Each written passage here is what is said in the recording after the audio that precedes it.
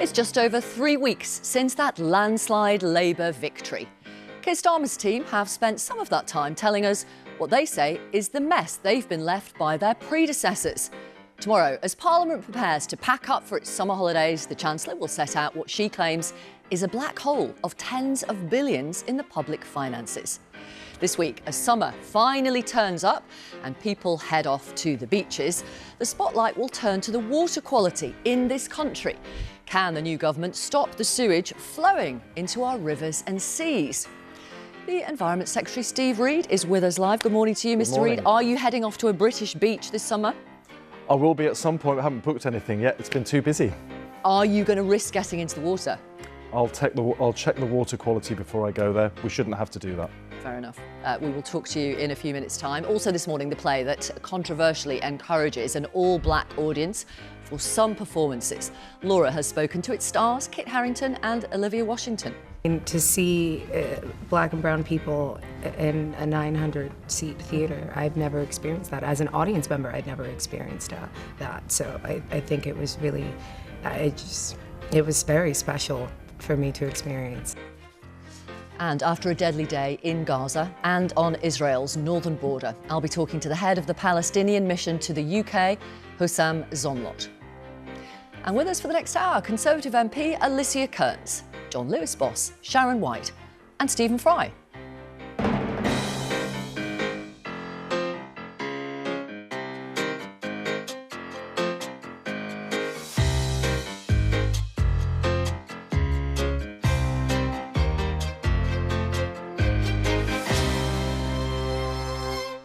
Hi, good morning. Let's start by looking at the Sunday newspapers.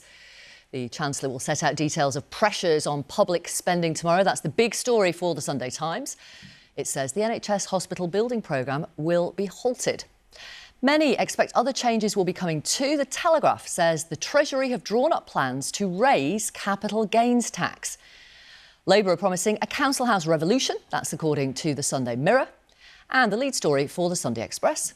Former Home Secretary Priti Patel has become the latest candidate to throw her hat in the ring for the Tory leadership. So, welcome to you. Good morning. Thank you for being with us and with our audience. It's the last show before the summer recess. Stephen Fry, the last time you were on this programme was last September. An awful lot has happened in UK politics since then. It certainly has. And now with the new government, because I was on there to talk about Ukraine, I'm very interested to see how Keir Starmer and his government deal with the Ukraine problem and deal with the Russian problem and other foreign problems. At the moment, everyone's concentrating on their finances. But it will be interesting to see, because Ukraine needs our support, in my opinion. And the Labour government have made it clear they will be doing exactly as the Conservative government did and continuing their support for President Zelensky. Alicia Kearns, Priti Patel, announced last night, actually, she's running to be your next leader. What do you make of her pitch to give more power to Tory members, those members who voted for Liz Truss to be Prime Minister? Is she right? Look, it's our members who during the election were out with me every single day doing 25,000 steps, knocking on door after door after door, making the case for a Conservative Party, making the case for me as the candidate. It's absolutely right that they have a role to play. And actually, do you trust their judgment? Look, you know, my members are phenomenal. They have always stood behind me. They've always supported me. Do you trust their judgment? Yes, I think they will pick the right candidates. And we've come up with a really good process. And actually, Stephen described it earlier, to steal your line, I'm afraid, that essentially we're using party conference a bit like a democratic convention, where essentially they're going to be really tested. And I'm really pleased with the timeline we've come up with, because it's far more extended than a normal timeline. It's actually the same timeline as we used in 2005, when we had David Cameron come forward as a candidate. He would never have been our candidate had it not been for that process. So I think our members are going to get the opportunity they need this time to see our people tested that they haven't had in the past. Right. Although it won't be like the Democratic Convention this time, because that's going to end up being a coronation, as we know. Sharon White, welcome to you. We are about to hear from Steve Reid. Obviously, one of the big stories this week, the statement that Rachel Reeves, as Chancellor, is going to make to the Commons and the country tomorrow, revealing what she says is the mess Labour have inherited. You used to work at the Treasury. Do you think it's credible for them to say it's worse now, the books are worse now that they're in government and that they've been able to look at them? Yeah, in a way it's no surprise whoever won the election that they were going to look at the books and see unfunded spending pressures. But at the same time, actually, public spending has never been so transparent. There's now a fiscal watchdog, the Office for Budget Responsibility. It's available for businesses like myself or members of the public, the parties, to see spending plans.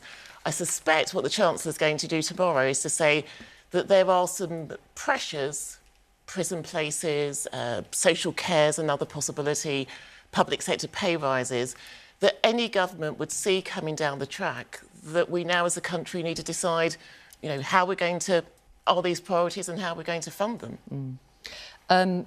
Alicia Kearns, Steve Reid's specific brief, as you know, is the environment. You have a specific objection, I'm told, about a solar farm in your constituency.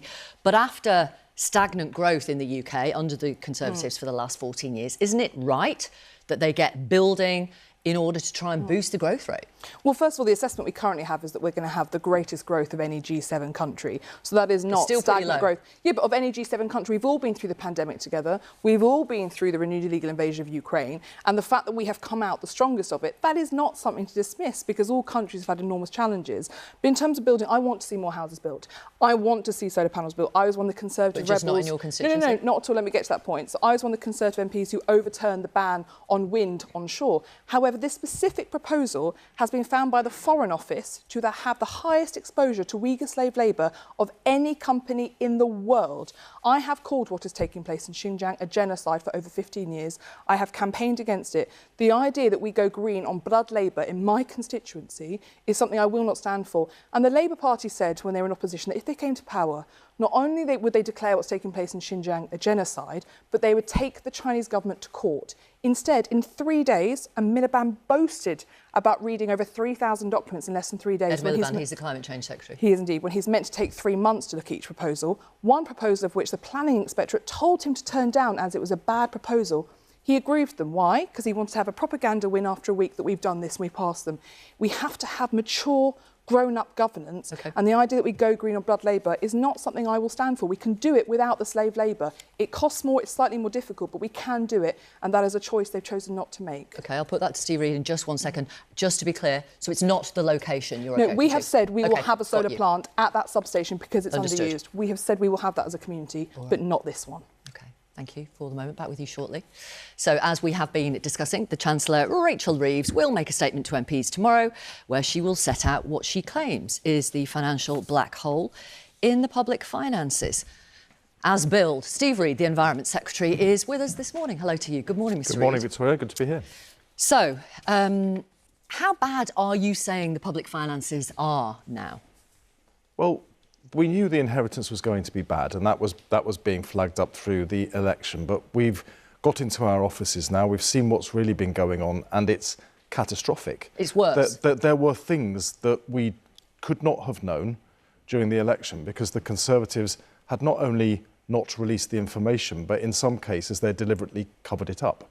So if you take the prisons situation, that was one of the first crises that hit this new government. We were being reassured time and again that although prison places were tight, there were enough places to lock up those offenders who had been sentenced to a custodial term in jail. Shabana Mahmood was appointed Justice Secretary. She goes into the department and she's told that the Prime Minister was given a letter by senior civil servants ahead of the election warning him of what they call critical failure, and that by August there would be no prison places left. And if judges sentenced offenders to jail terms, they would not go to jail. We all knew there was a crisis in the prison estate because the Conservatives, the last government, started the early release scheme back in October and then extended it in May. We certainly knew there was a problem, and I was the Justice Secretary, the Shadow Justice Secretary, until I became the Shadow Environment Secretary last October, and we were asking questions as Shabana has. We were constantly reassured and consistently reassured that there would be enough places before we hit crisis. But the figures, now we know the Prime Minister had a letter telling him critical failure was on the way, no places from August of this year. But he chose to cover it up. The prison figures are publicly available. The prison capacity figures. I mean, the question is, why did the Prime Minister at the time... the prison capacity figures are publicly available. So how can you say now you're in government it's worse than you thought? In arrears. So the Prime Minister was warned that this critical failure was happening and by August there'd be no places. We now know his own Justice Secretary was telling him to take the measures that Labour took after the general election. He refused, he called a general election, he covered up that information until after the general election. We could not have known until we'd won the election what was going on with the prisons. And that's far from the only case of the Conservatives knowing a problem and hiding it. Are there public finance issues that you've discovered that are worse?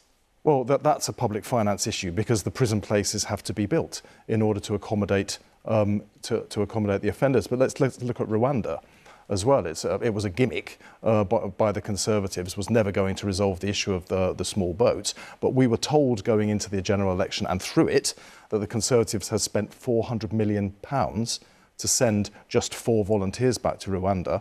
Yvette Cooper is appointed Home Secretary, goes into the department and finds out they'd actually spent £700 million. That's 75% more increase than they had told us would be the case. Now, my question to Conservative MPs on that one is, did you know and were you involved in this cover-up, or did you not know, in which case they should be grateful that Rachel Reeves is now exposing the true extent of this catastrophic inheritance from the previous Conservative government. Right. So what Rachel Reeves is going to do tomorrow is talk about the public finances. And you knew, everybody knew, didn't you, before the election that national debt was at its highest as a percentage of the size of the economy since the 60s, that growth in the last parliament was the second worst in the G7, that the tax burden was at its highest since World War II. You knew all that. And Paul Johnson from the Independent Institute for Fiscal Studies just on Friday said, I don't think it's really very credible at all if you say it's worse than you thought. Quote, lots of individuals and organisations have pointed out that public services are performing considerably worse than they were pre-COVID. We've seen that Birmingham and other local authorities have been going bust. We've always known that public sector pay is a long way behind private sector pay. There shouldn't really be any sense of surprise that there is a big issue here. But you're saying you're surprised. We certainly always knew that the inheritance was going to be bad. And all the way through the election, it was only 3 weeks ago that we were still fighting that election, just over that. People were constantly saying to Keir Starmer, to Rachel Reeves, you should spend more on this, you should invest in that, you should nationalise the other. We were very clear all the way through we were going to be responsible with the public finances because we understood the scale of the problem. And what I'm putting to you is that you knew all this because it was in the OBR document, which is right here, which I'm sure you've read. It's all there and has been laid out publicly since March. The point is, we're going into our departments and we are finding additional pressures in year that nobody knew about and the government had not disclosed. I just spoke to you about 2 of them. We found more in my department as well. So I've been looking at flood defences. You know, it's not far off until the autumn now. That's when we tend to move into the flood season. And we're finding that the condition of flood defences is far worse than we were led to believe. That, therefore, puts more pressure on the public finances if we want to sort that out. But you're presumably talking about relatively small amounts. The government spend well, forgive me if I may, the government spends £1.2 trillion every year. These are in-year pressures and they mount up. If you look at the cost of providing those additional prison places, if you look at the cost of... What Rwanda... Well, I'm Shabana Mahmood and Rachel Reeves will be talking together about that. If you look at the Rwanda gimmick, where 300 million additional had already been spent than they'd told us had been spent, you look across all of government and these things add up. Okay. What Rachel's done, we want to move away from this government of secrecy to a government of openness and transparency. So what Rachel has done is commission an audit looking right across government, and what she will be doing tomorrow, it's not a budget, it's outlining the findings from that audit so we can lay before the British people the true scale of the inheritance. We're not going to shy away from the difficult decisions that will take us to, but we are determined to do everything in our power to start to lay the foundations to rebuild Britain and give everybody the brighter future that they deserve in this country. Sounds like you're laying the foundations for taxes to go up, correct? That tomorrow is not about a budget. It's about laying out. You smiled when I said that. Is that what's really going on? Because that's what I've been reading. I've been reading the speculation during the election campaign. Labour was crystal clear about this. No increases in VAT, national insurance or income tax. Right. And the reason and you're for that, sticking to the pre-election promise that you won't put up any taxes that will affect working people. That's right. The reason that we want to do that is after 14 years of the Conservatives, we have the highest level of personal taxation on working people for 70 years, since the end of the Second World War. We're in a cost of living crisis. This government will not seek to increase taxes on working people. Although the overall tax burden is going to go up higher under Labour in this Parliament, according to the IFS, than it would have done under the Conservatives. Our intention is, over the course of the Parliament, to reduce taxes on working people because they're currently too high. Now, what we need to do, we have to break out of what I call this Tory doom loop, where we have high taxation because we have low growth in the economy. May I pause you there, just to be clear to the audience? We have to grow the economy if we want to reduce taxation and invest in the public services in the way that the public expect. Just to be clear with our audience, because you said you wanted to be honest in government, the overall tax burden is going to go up to its highest ever under this Labour government, isn't it? The intention over the course of Parliament is to reduce the level of taxation on working people. I didn't ask you if you were intending to reduce taxation. We're going the question through... is, the overall tax burden, according to official figures, is that it will be the highest that it's ever been on British people as a share of GDP. What we're doing now, Victoria, is we're all going through a spending review process. So we're all looking at our you're ignoring my departments. question, Mr. Reid. I thought you were going to be a different kind of government. We're not going to find out the answers to that question tomorrow. The budget will be later on. No, because it's already out there. The IFS have got the graphs. We're all going through a spending review process. We're looking at what efficiencies we can find in our own departments, how we can do better for less. It's very important that we're open and transparent about that. Although not open and transparent about the overall tax burden. By the time we get to the end of the spending review period, the Chancellor of the Exchequer will put forward her budget. That will tell us what's going to happen with taxation. But very important, we're not going to raise income tax, VAT, national insurance on working people. We have to break out of the doom loop that has led us to a situation was because the Conservative government couldn't grow the economy, taxation is high. We intend to grow the economy through things like building 1.5 million new homes. I'm going to pause you there because I want to talk to you about your brief, if I may. Mr. Reid, you've written in a newspaper today that water bosses responsible for repeated illegal sewage dumping will face criminal charges. How many times will they be able to illegally dump sewage in our waterways before they're charged? We're going to work through... I want to work in a much more open and transparent way with stakeholders, with the public, with campaigners. We'll work all that through as the legislation goes through Parliament. What I've done already was, 7 days into my job, I had the water company chief executives in my office, and they signed up to an initial package of measures that will start to turn the corner on what we've seen with record levels of illegal sewage dumping in our rivers, lakes and seas, damaging tourism, and that's what I'm asking damaging about. kids' How health. many times will water bosses be able to illegally dump sewage before they're charged? We'll be working that through the legislation, and we will consult fully on that as it's brought forward. It'll be twice or three swipes and you're out? What I want to do, Victoria, 10 times? The public are angry that there doesn't seem to be accountability in the system.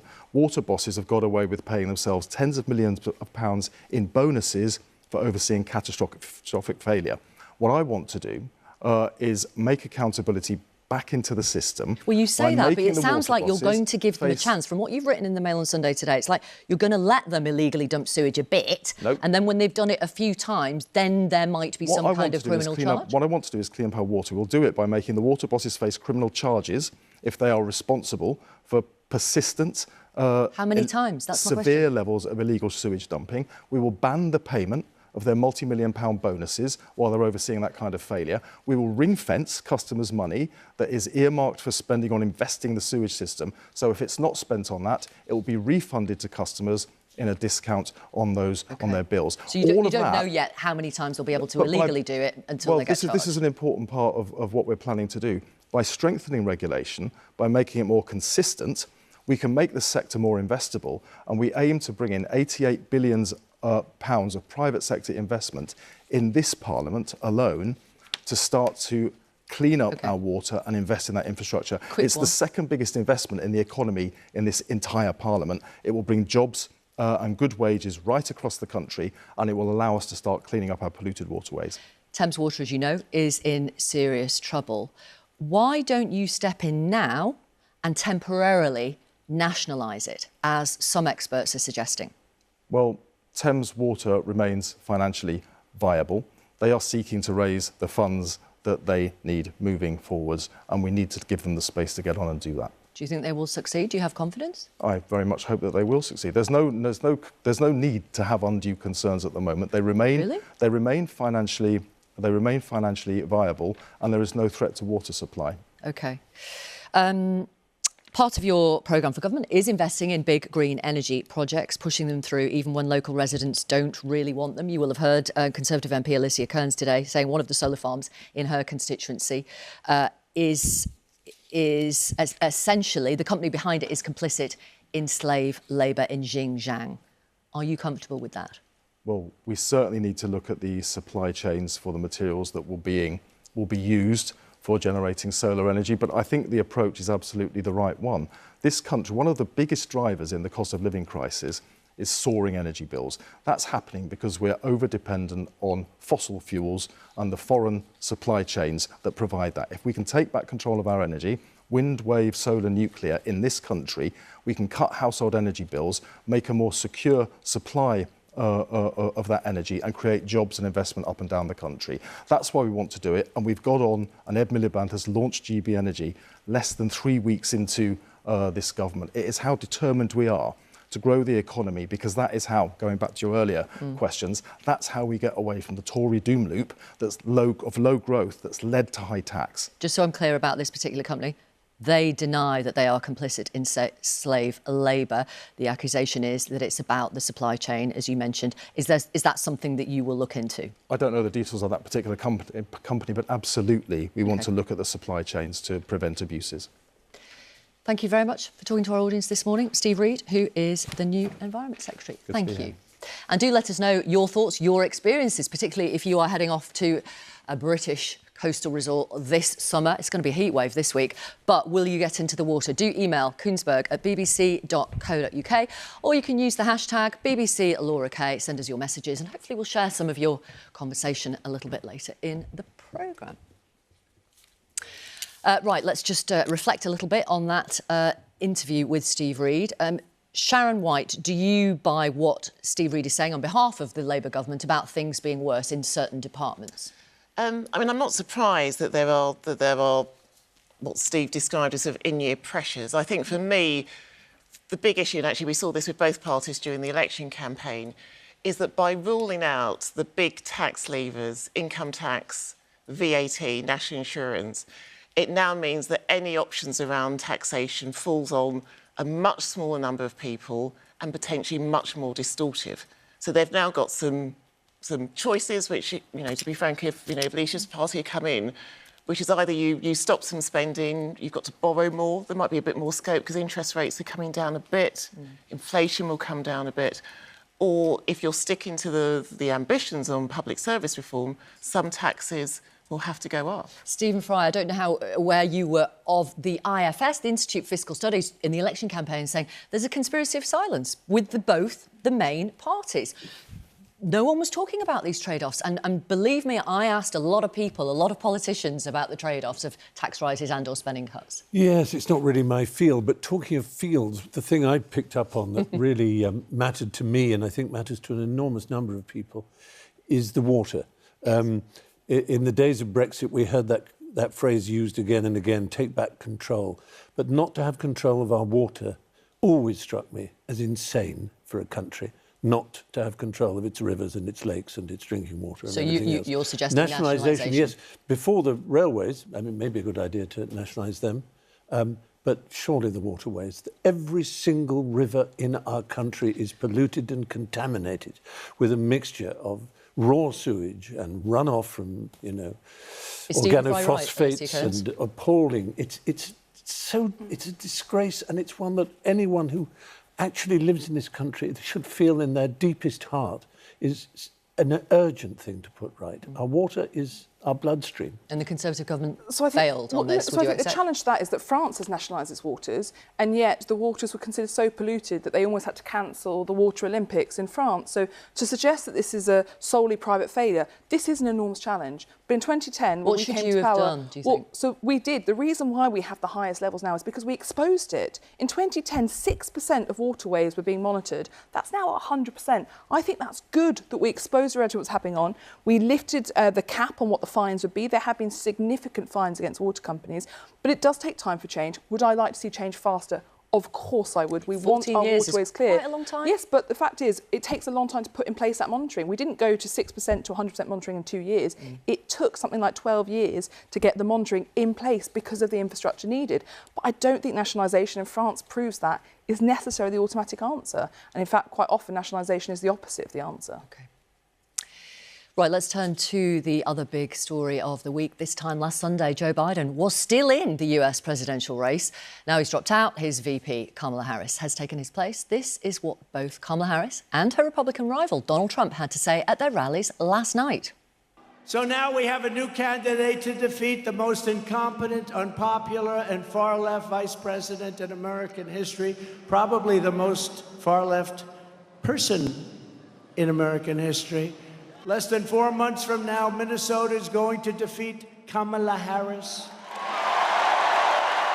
And you may have noticed, Donald Trump has been resorting to some wild lies about my record, and some of what he and his running mate are saying, well, it's just plain weird. Sharon, it looks like it will be another historic candidacy. What do you make of Kamala Harris? I mean, it's interesting, as you say, a week is a very long time in politics, and I lived in the States for 5 years, Clinton's second term and George W. Bush's first term. I think it now looks like a real race. And I think for anybody who cares about democracy, for anybody who cares about a real competition in politics, I think it's an enormous positive. I mean, obviously, as you know, somebody who's got, you know, Caribbean heritage, myself, and you look at the US, which is now majority, you know, either African American or Hispanic American. I think this is going to be a really interesting next few months. And obviously, Donald Trump has picked J.D. Vance as his vice president candidate. He said a lot of controversial things about Ukraine, including that he didn't care who won. You have been to Ukraine to make a documentary, Stephen Fry. Do tell our audience about it. Yes, I went actually because I was invited by the First Lady, Elena Zelenska, to moderate a conference on mental health. And I was astounded to visit a country which was enjoying full war, the horrors of war, and yet could do such a thing, could concentrate on the mental health of its citizens and its military. And I filmed with my producer, director, J.P. Davidson. We filmed, and we weren't stopped anywhere. We didn't have anyone from the government over our shoulder. We were completely free to go all around the country and film as much as we liked. And there was no censorship, which was astonishing. And I think this is what's very worrying about J.D. Vance and others, who seem to think that they can support or at least tacitly acknowledge Putin as a reasonable alternative. And they don't seem to realise that this is an existential war on the part of Ukraine for democracy, for a way of life that involves freedom of expression and of speech. So we made this film, which will be showing on my YouTube channel, Planet Fry, he said, plugging. But it was an extraordinary experience. And in fact, even this weekend, they had another conference on mental health, specifically in the military, which I gave a small contribution to, but that didn't go this time. Yeah. I enjoyed, again, ironically, an air raid, which was an extraordinary experience. So, yes, I do think people should realise that it is a very important struggle and that our support for Ukraine matters. Yeah, and you're nodding in agreement with what Stephen Fry is saying, Alicia Cairns. You were former chair of the Foreign Affairs Select Committee. What's your view about the prospect of a Trump-Vance government in the States when it comes to Ukraine? So I think, first of all, I completely agree with your points about finally we have a competition. I think the Democrats were feeling quite dead in the water. There was no excitement, whereas now we're seeing this complete rejuvenation. And we need that fight. This is the most important democracy in the world, arguably. And I am concerned about many of the things that J.D. Vance has said, not least his comments about Kamala being a childless Catwoman, which were just outrageous. And the fact that that is an acceptable level of rhetoric within their country should make us even more concerned about things like foreign policy that so often don't feature in the thinking of electorates when they're deciding. But Ukraine is existential because they are fighting for our freedoms and the concept that sovereignty cannot be achieved through violence. It's a lesson we need to learn for Taiwan. It's a lesson we need to learn for Kosovo. There are so many parallels here. And so I am gravely concerned. I mean, if Donald Trump wins, could Europe support Ukraine militarily, financially, humanitarian aid on its own without the So state? we would have to. So I've often How? said, so that is a big challenge. It comes back to defence spending. So I have called for a turn to 3% of GDP on defence. And what do for a you long say to time now. voters in European nations? What I say to voters is you need to pull your weight. I was very angry at Germany. They recently slashed by half the amount of money they're giving to Ukraine. It's fascinating because the Balkan countries and the Baltics, the Nordics, who understand the threat of Russia, they are spending enormous percents of their GDP on defending the whole of Europe. And yet it's some of the older heavyweight European capitals who are not doing what is necessary. If we were to see conflict in the Indo-Pacific as well, not just necessarily Trump withdrew, we would need to step up. But as a message from politicians to voters, wherever you are across Europe, people going through a cost of living crisis. In this country, they've experienced the energy shock, the pandemic, like everybody else. There is Brexit as well. I mean, Ukraine had a big role to play in those shocks. Especially sure, energy. But what I'm saying is, if America cuts support, it's a big ask to citizens across Europe, isn't it? To stump up even more. But we have to step in. I mean, there's nothing more important than security and a sense of safety, but also, as Alicia says, this is happening on our doorstep. And on top of that, there's no choice. The rise of populism throughout Europe is fuelled a lot, in part at least, through social media and other forms, by Russia. They support the right-wing populists, who then in turn offer their support to Russia and suggest all kinds of compromises, which are unacceptable. I would just caveat that in that they support whoever they think will help with their means. And actually, you do see Russian support for far left groups because there's this really awful Horseshoe. circle, exactly the horseshoe, where you see the extreme far left and the extreme far right somehow supporting Russia. And so it is a very dangerous place because actually, when we look at the battle that's taking place on a daily basis, it's actually the battle over truth and who is correct. And Russia is working very hard to undermine our confidence in facts and in truth and in the international rules-based system. Yeah, I do remember actually Laura talking to First Lady Zelenska and she asked about the cost of living crisis, and I remember the First Lady saying, it costs you money, it costs us our lives. Yeah. Every day. Now, one of the most controversial American plays in decades has just opened in London. Slave Play made headlines when its writer called for blackout nights when non-white audiences would be encouraged to come and see the play. In it, Kit Harington portrays a husband who signed up to therapy to save his marriage to Kenesha, played by Olivia Washington. Laura's been talking to both actors.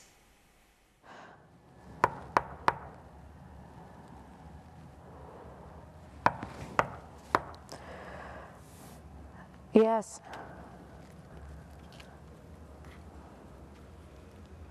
Can I come in? Essentially, like at its core, it's a play about, three couples who are working on their relationship in a very unconventional way. It's dealing with race and sexuality, but love at the core of the story. Yeah. It's a love story. And it may be a weird thing to say that about this play with everything that you'll watch, but it is essentially about three couples trying to work through their differences and see if their love can be mended and worked through. But it's also really, I think at the heart of it, for me, I think it's about who carries the weight of slavery.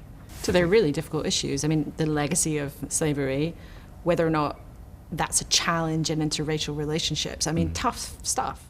Yeah, I think you don't walk away from this play feeling elated like you do from most theatre you do. And I don't think the audience come away feeling elated. They feel sucker punched. We're going out and we're saying words to each other, at each other, that you shouldn't and don't hear uttered in society. For you also, is it daunting to have to do a play that's not just physical in the way the whole thing, but also involves full nudity? I mean, you don't see that very often on the stage. Is that something that you're daunted by having to do? Very much so, yeah. I thought it would get easier each time I did it. I thought I'd get more used to it, and I haven't. Like, every night, I'm kind of terrified. I mean, it's sort of like they always say, isn't it? Like, you kind of... everyone's like teenage nightmare is getting naked in front of 900 people. And I apparently haven't really moved on from teenager. Well, see, a lot of teenage nightmares might be about getting naked in front of maybe one person, but 900 is really the stuff of nightmares. In terms, though, of the content of the play, so, you know, it explores lots of things, and love and sexuality and relationships, but also the notion that in America, people are still living with the legacy of slavery. What do you think it says to modern America now? I mean, America is so divided at the moment. It's such a turbulent time. Is there a positive message that it comes forward with in terms of how different races can live together, in terms of how interracial relationships can work and how we all relate to each other? Yeah, I think it's creating a space where people can feel heard, and it might not feel good to hear certain things, but to just be patient. And yes, your feelings are important, and so are theirs. So maybe we can create a space where everybody can hear each other. One of the things that has been controversial about the play is that the writer, Jeremy Harris, had this idea that there should be these nights when only black people came to see it, to create that space. What did you think about that, Kit, and then to you, Olivia? I've come to realise or believe that it's an incredibly positive thing. We had our first blackout night the other night. It was an incredible show. The energy on stage and in the audience was unlike anything I've ever experienced. And I do believe with this play, in what it's saying, that having a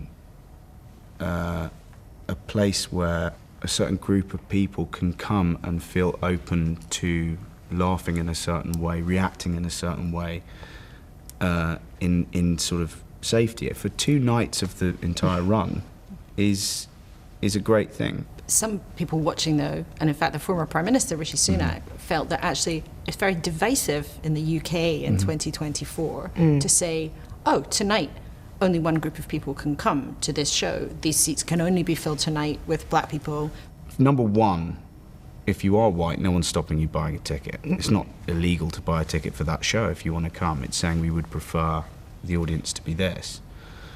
Number two, I've been going to the theatre since I was young with my mum. I've only ever really known predominantly white audiences. It is still a particularly white space.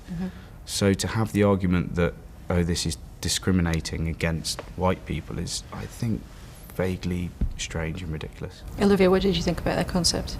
I mean, to see black and brown people in a 900-seat theater, I've never experienced that. As an audience member, I'd never experienced that. So I think it was really, it was very special for me to experience. And doing this play, because as you said, it is difficult. It's difficult subject matter. It can get hard for people to hear. However, to feel supported by this room in a different kind of way it felt really great. And Kit, of course, lots of people watching this know you as Jon Snow.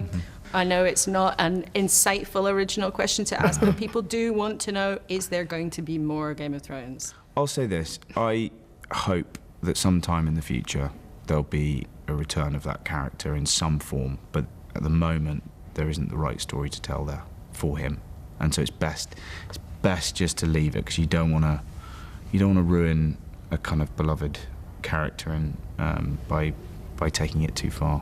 What would be the right story? I have no idea. That's the problem.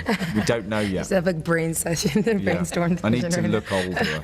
Is that what it is? Put some years under my belt. Yeah. Otherwise, everyone's like. So Jon Snow will come back when you've maybe got a bit of silver, a bit of salt and pepper going on. That's the plan. Why not? Yeah. Olivia and Kit, thank you so much for speaking to us today. It's been a pleasure. Thank you. Thanks, Laura. Thank you. And Slave Play by Jeremy O. Harris is at the Noel Cowell Theatre in London until the 21st of September. Stephen Fry, what do you make of specific audiences for specific nights? Well, I'll be going myself, and I won't go on one of those specific evenings that is dedicated to people of colour. I know people can smartly say very quickly, well, suppose you had a show in which black people weren't allowed. Ho, ho, ho, as if that's an equivalent. The fact is, as they both pointed out, I mean, I go to the theatre a lot. I was at the Opera twice a week ago and at a prom, and I looked because I knew I was coming to see Slave Play, and the number of people of colour there was tiny. I mean, like 2, I think I saw. And you've just got to use your imagination. They look at these events, whether it's theatre or opera or anything else, and they think, that's not for me. It just isn't for me. They feel a little out of place. How do I dress? What do I look like? I'm surrounded by white people. Just think about it for a bit and think about how theatre can be opened up to a whole population of people. And they might then come to other shows which will have ordinary audiences mixed. So I think it's completely a fair idea, and it's unfair just to say, oh, let's put the other case and imagine whites were banned, because it isn't like that. Sharon White, what do you think? I mean, I go to the theatre quite a lot, probably not quite as much as Stephen. I mean, I've never been to a theatre production where probably the only people of colour there were my family and maybe one or two others. And so I've thought about this a lot, and it is controversial, but I've also got myself quite relaxed about it. I think particularly, as Kit was saying, you know, white people aren't being banned, but it creates a different environment.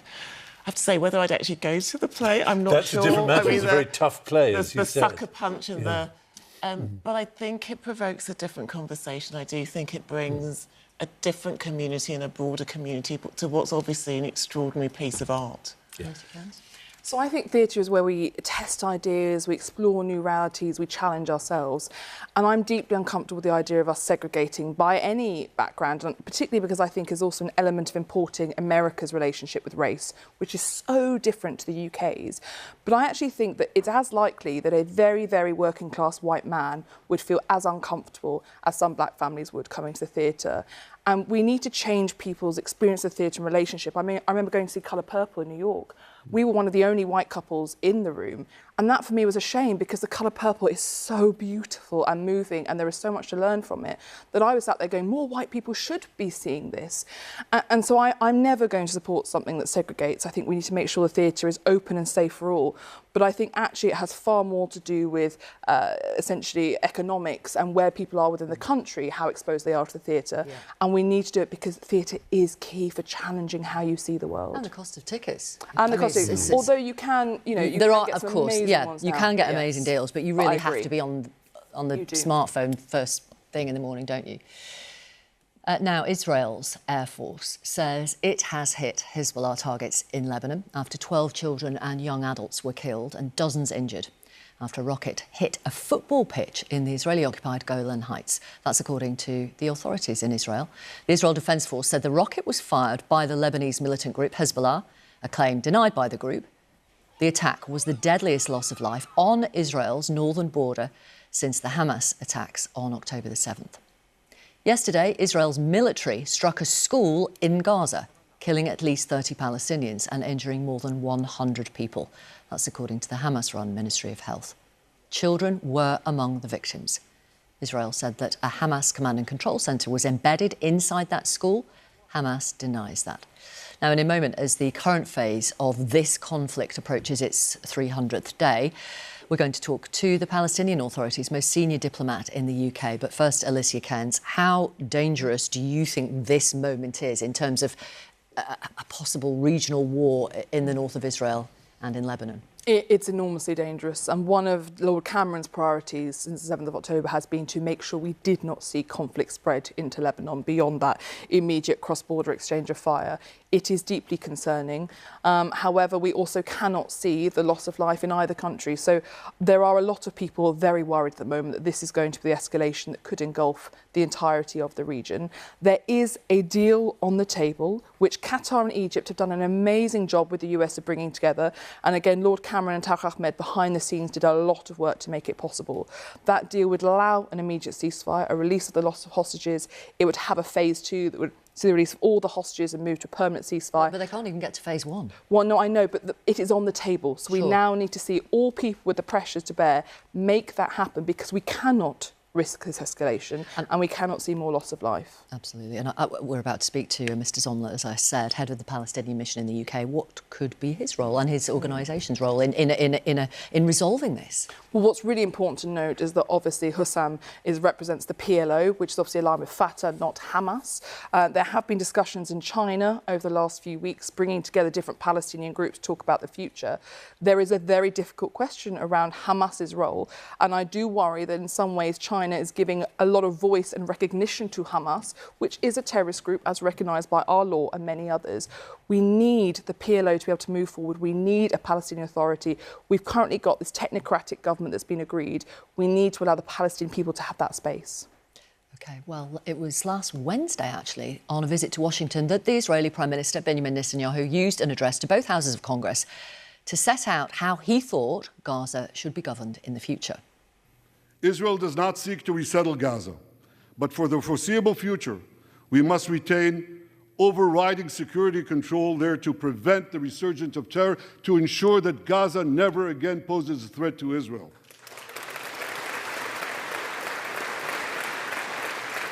Gaza should have a civilian administration run by Palestinians who do not seek to destroy Israel. That's not too much to ask.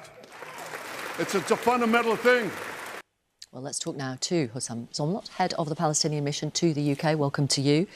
Thank you for being with us. So what Mr Netanyahu was saying is there is no role for Hamas in a post-conflict Gaza. Do you agree? That's not up to Netanyahu. Netanyahu is a prime minister of a country that is in a military occupation of our land. That's not according to me only, that's according to the ruling of the International Court of Justice only last week, that Israel's continuous presence in the occupied Palestinian territory is unlawful. All of its illegal settlements are unlawful and must be dismantled. And Netanyahu, this isn't about him and all this pathological lying, it's about the US Congress. To allow him to humiliate millions of American people and turn the Congress into a circus. Do you think there is a role then for Hamas in running a post-conflict Gaza? That will be up to the Palestinian people. What matters the most is that we need to uproot the root cause of all this, which is the subjugation of an entire nation for a long time. This is about time we focus on that. Then who governs, who leads is up to the ballot box. OK, well, that's interesting that you say it's up to the Palestinian people, because there is this agreement that has been brokered by the Chinese this week that Fatah, your organisation, and Hamas have both signed, and it agrees to form an interim national reconciliation government for the occupied West Bank and for Gaza post this conflict. So you've preempted a choice of the Palestinian people? Not whatsoever. How so? Not whatsoever. In the interim, you need one government, central, in charge of the entire territory of Palestine and all of the people of Palestine, Gaza, West Bank, including Jerusalem, that delivers in the day after, that cares about this humanitarian catastrophe, begins the extensive program of reconstruction and rebuilding after Israel destroyed every single city in the Gaza Strip, 70% of homes, 80% of schools, 90% of hospitals, and 100% of universities. And this government will be in charge also of making sure that we prepare for national elections. And having agreed in China, all political factions, that there will be only one legitimate government appointed by the PLO is very good news. But how is it realistic, how is it conceivable that Hamas, designated a terrorist organisation by the UK government, by many others, would be involved in running Gaza? No, but the agreement is very clear. The agreement is we will appoint a technocratic government. Yeah, but even so, I mean... That Hamas will not object to a one united technocratic government that is in charge of the entire Palestinian territory. Because they'd be people. part of it. Of course they wouldn't object to it. Well, according to this agreement, they would be part of it. No party will be part of it. Fatah will not be part of it. Hamas will not be part of it. Those are going to be professionals that are allowed by the political factions to do the job that the Palestinian people want to do. And this is a matter of Palestinian legitimacy, Victoria. This is not a matter for conversation. You know, all these dubious suggestions that there will be foreign forces taking over Gaza, that there will be partial solutions for Gaza. I just want to make it clear. Let me clarify. If I may clarify for our audience, sir, if I may. The agreement that was reached this week was a declaration brokered by the Chinese that brought Hamas and Fatah and many other Palestinian groups together. They agreed to form an interim national reconciliation government for the West Bank and for Gaza. So Hamas are involved in that. And I'm asking you, how is that realistic in any way? How would you get any support from the Americans, from other Arab countries, in terms of rebuilding Gaza which, as you rightly say, has been decimated? Well, number one, we have a legitimate system, political system. It's the Palestine Liberation Organization, the PLO. It's the umbrella that represents all Palestinians. Yes. And not one Palestinian challenges the legitimacy of that organization, which I represent here in London and I used to represent in Washington. But answer the point This is about the global. Hamas. So the PLO is in charge of representing the Palestinian people and of forming a government that is in charge of the entire territory. There is already a government that was formed only 2 months ago. What happened in Beijing was just telling the world that political factions in Palestine are absolutely ready to allow for a Palestinian legitimate government to take over the entire territory to shield us from all these dubious ideas that there will be other alternatives. There is no other alternative except one Palestinian government that is functioning under the idea of establishing a Palestinian state in the entire territory. Right. So even though the International Criminal Court accuses Hamas of war crimes, yes, they also accuse Benjamin Netanyahu and Israel's defense minister. They first accused Benjamin Netanyahu of war crimes too. So you would be willing to work with Hamas? That's what you're saying today? Victoria, for many years it was Netanyahu who was feeding the division, and it was Netanyahu who was allowing funding for Hamas, thinking that that will maintain the fragmentation and will block the emergence of a Palestinian state. That's number one. Number two, for all these years, it's Netanyahu and the US, sometimes even the UK, saying, who should we talk to? The problem is Palestinians are not united. And then when we go and come up with a political vision that allows for a technocratic government, then the question becomes, how do you allow Hamas? Which you still haven't answered yet, sir. Our unity as a people, the unity of our political system is paramount for the cause of peace and for the cause of establishing a two-state solution that the UK and US always espouse. I want to ask you about the more than 100 Israeli hostages that are still being held captive by Hamas. They have to be released now, don't they, for there to be any chance of peace at some point? As Alicia just said, a deal is on the table for many, many months. And as you just heard from the US Vice President, Kamala Harris, only 2 days ago, that the deal is on the table and Netanyahu must seize it, i.e. Israel's strongest, closest ally is telling us and Netanyahu it's in Israel's court. And Hamas needs to seize it too. I think, according to the mediators, now Israel must decide, because the deal has been offered to Israel, whereby the first phase will release all the civilian hostages. There will be exchange. And remember, Victoria, and we need to remember, we have hostages. Israel took more than 4,400 only from the West Bank since the 7th of October, without charge, without trial. The situation in Israeli prisons for Palestinians is simply unimaginable. The torture, the murder, the starvation of the prisoners, of the hostages. They should not be called prisoners, of the hostages. So there will be a deal. I think we are prepared for that. But the one thing that's stopping us is Netanyahu's personal calculation. He knows once a deal is done, he's done. And this whole idea that we are after not Hamas, but the Palestinian people. That's why they are after the shelter houses, UN. They are no longer bombing cities because they run out of targets. They're bombing people hiding in shelters. It's about the Palestinian people and the extermination of the Palestinian people. Thank you very much for talking to our audience this morning. Thank you. Thank you. Right, let's just go back to our main stories. The Chancellor prepares to set out what she says is a black hole in the public finances. Here's a reminder of what the Environment Secretary, Steve Reed, told us a little earlier. The point is, we're going into our departments and we are finding additional pressures in year that nobody knew about and the government had not disclosed. I just spoke to you about 2 of them. We found more in my department as well. So I've been looking at flood defences. You know, it's not far off until the autumn now. That's when we tend to move into the flood season. And we're finding that the condition of flood defences is far worse than we were led to believe. Let's see what our panel have to say. Finally, as we look ahead to tomorrow, Sharon White, you worked in the Treasury. What are you hoping you might get from the Chancellor in Parliament? I'm hoping for some clarity, some transparency. I'd love to know when the budget date is, when the spending review is, so that businesses can really start to plan, families and households can start to plan.